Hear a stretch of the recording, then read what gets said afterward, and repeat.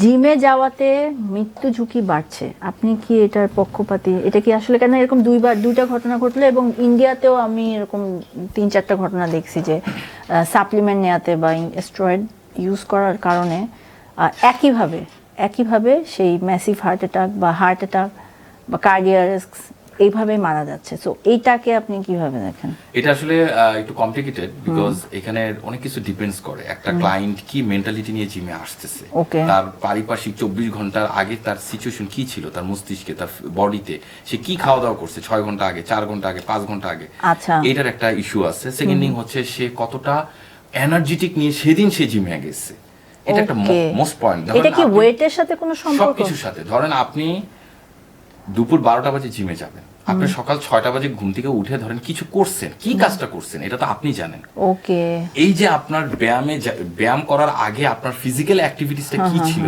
এটার উপর কিন্তু আমরা কেউ মনোনিবেশ করি না। আমরা মনে করি যে হ্যাঁ 24 ঘন্টার মধ্যে আমাদের 2 ঘন্টা ব্যায়াম করলেই হবে। নো, আপনাকে 4 ঘন্টা আগে, 5 ঘন্টা আগে, জিমের 5 ঘন্টা আগে, 3 ঘন্টা আগে, 2 ঘন্টা আগে আপনাকে রিল্যাক্স থাকতে হবে। মাইন্ড, বডি, ফুড, হ্যাঁ সবকিছুতে আপনাকে রিল্যাক্স, এবং আপনাকে এমন কোনো খাবার খাওয়া যাবে না যেটা আপনার রক্তটাকে ডেভেলপ করতে পারতেছে না। আপনি ধরেন আপনি ভাজা পোড়া পুরি পেঁয়াজও খায় আপনি জিমে গেলেন, তাহলে কি হবে শরীরের ভিতরে? পুরি পেঁয়াজের যে তেলটা, যে গ্যাসটা, এটা তো আপনার ভিতর ক্রিয়েশন হবে। এটা মানে লাইক বিডি মাসের শোতে আমি যে দেখলাম যে মোস্ট অফ দা ছোট ছোট বাচ্চারা, এবার একটা ডেনিম জিন্স একটা সেগমেন্ট ছিল, এখানে যে সব টিনেজ জেনজিরা ছিল, তারাও কিন্তু স্টেরয়েড পুশ করে আসছে। এবং আমার কাছে ওইটা তখন মনে হয়েছে যে লাইক এটা দরকার নাই, মানে ন্যাচারাল বডি তো কম্পিটিশন হতে পারে। আপনার কাছে কি মনে হয়? অবশ্যই হতে পারে, কিন্তু ন্যাচারাল বডির কম্পিটিশনের জন্য যে পরিমাণ পরিশ্রম করার প্রয়োজন সেটা করতে পারবে না, বিকজ আপনি কয়টা পুশ আপ মারবেন? 100টা, 200টা, 300টা? আপনাকে ফ্রি এক্সারসাইজ করতে হবে। আপনাকে আপনার বডির যে বোন গুলো, হাড্ডি গুলো, এইটাই তো শক্তি। আমাদের শরীরের ভিতরে যে স্কেলেটর, যে হাড্ডি, যেমন ব্রুসলি এই শরীরে 1 ইঞ্চি পাঞ্চ মেরেছে মানুষকে ছিটকে ফেলতে পারে। ওয়াই? তাতে এত মাসেল নাই, তার আছে হাড্ডির শক্তি। এটাই দরকার। আমার বাবাও বডি বিল্ডিং করতো আর ন্যাচারাল বডি বিল্ডার ছিল। ন্যাচারাল বডিতে আপনার সুবিধাটা এইটাই হচ্ছে, সেটা হচ্ছে যে আপনি লম্বা টাইম আপনি আপনার মেরুদণ্ডকে স্ট্রেট রেখে চলতে পারবেন। আপনার হিউজ ওয়েট না নেওয়ার কারণে আপনার হাঁটুতে প্রবলেম হবে না, আপনার শোল্ডার ব্লেডের প্রবলেম হবে না। আপনি খুব প্রাণবন্ত থাকতে পারবেন অল টাইম, এবং আপনি অনেক কাজ করতে পারবেন।